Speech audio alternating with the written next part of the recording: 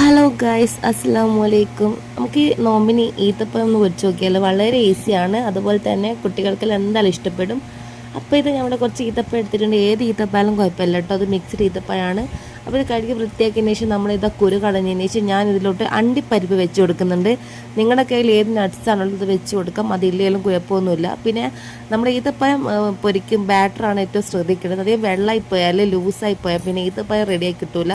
അപ്പോൾ 4 table spoon മൈദപ്പൊടി ഇതിനെടുത്തിട്ടുണ്ട് ഞാൻ. പിന്നെ കുറച്ച് മഞ്ഞൾപ്പൊടി, അതേപോലെ കുറച്ച് പഞ്ചസാര, 2 ടീസ്പൂൺ പഞ്ചസാരയും ഏലക്കായും പിന്നെ ഇതെല്ലാം ഇട്ടിട്ട് നമുക്കിതുപോലെ നന്നായിട്ടൊന്ന് കുറച്ച് വെള്ളം വെച്ചിട്ട് തിക്ക് ബാറ്ററാക്കി എടുക്കണം. അപ്പോൾ ബാറ്റർ ഇവിടെ ശരിയായി കിട്ടിയിട്ടുണ്ട്. നല്ല തിക്കായിട്ടുള്ളൊരു ബാറ്റർ ഇവിടെ റെഡി ആയിട്ടുണ്ട് കേട്ടോ. പിന്നെ തിളച്ച വെളിച്ചെണ്ണയിലോട്ട് ഓരോന്നിട്ട് ഇതുപോലെ നമുക്ക് പൊരിച്ചെടുക്കാവുന്നതാണ്.